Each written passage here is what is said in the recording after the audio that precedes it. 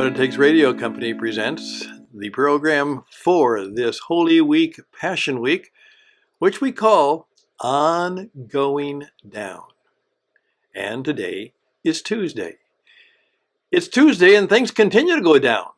Those in power and authority challenge Jesus as to who made him who he says he is and what he does.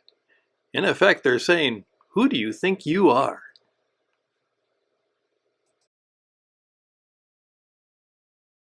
Greetings once again. This is Tuesday of the Holy Week. I'm Stan Houston, and I'm taking just a few minutes every day of this week to give you a few thoughts, just very personal, on the subject of going down. Because my point is, this is a week where things were going down in a variety of ways. Yesterday, we talked about when Jesus was flipping things over and taking down the temple bureaucracy and the retail establishment that was cheating people. He took it down. And it seems he retreated back to Bethany, but now it's Tuesday and he's back. And he's back at it. I kind of thought about this as I read it again. I remember many, many years ago, and my dear daughter Amy, who was a strong-willed young lady, and we were giving her some instructions about some things, and all of a sudden she perked up and said, "Who made you the boss of me?" Well, good question. Yeah, and that's kind of our nature. I mean, who gave you the right to be the boss? Well, Jesus faced a little bit of that, in fact, quite a bit of that, as he came in, and people were a bit afraid of him in terms of their opposition to him, because, as somebody pointed out, Jesus knew, and he was pretty savvy about this, that he could be bold and brave because, in many ways, because of his good behavior and his good works and his good challenging of the people who were cheating and taking advantage of people, that he had a strong public opinion on his side at this time. That these people were a little bit afraid of the fact that he had done his work in terms of good public relations. And now he challenges them. And they say, "Who gave you permission to do this? Who gave you the right? What are your credentials?" And if we read through the stories, Tuesday seems to be a day of contentious, and it isn't good-natured debate and honest comparison. For the most part, it's an attempt to fool him, to trick him, to get him into trouble.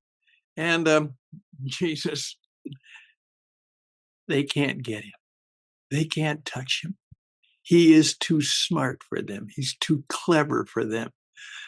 And I think he kind of always did this with a little bit of maybe a smile. They probably thought it was a little bit of a smirk. He made it known that he was the one. He was the one. And they're going to have to deal with the one. They were going to have to deal with Jesus because he was coming to represent the Father. And that is where he got his authority. And now it was time for him to make his move, to make his mark, to challenge those systems and to challenge the very systems of darkness throughout the entire universe. The master of the universe had said, "You're my son. Go do the work of bringing back my kingdom. Bring it back. Something has to go down so we can bring it back." And that was because he had to take on the very evil that made the reality world what it was, and he had to pay the price and put it down so that we could be lifted up. That was the deal.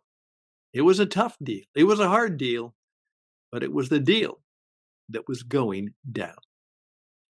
Just let some of those thoughts sit on your head for a while, and perhaps how you are going to respond to them. with some boldness, some courage, and some bravery, and standing up and being fully surrendered to the one. The one. That's right. I'm Stan Houston for On Going Down. Hopefully this will be a little bit thought-provoking for you, and we'd love to hear from you. StanHouston@gmail.com, StanHouston@gmail.com. Oh, Wednesday's coming up, and that's going to be quite a day. Till then, bye for now.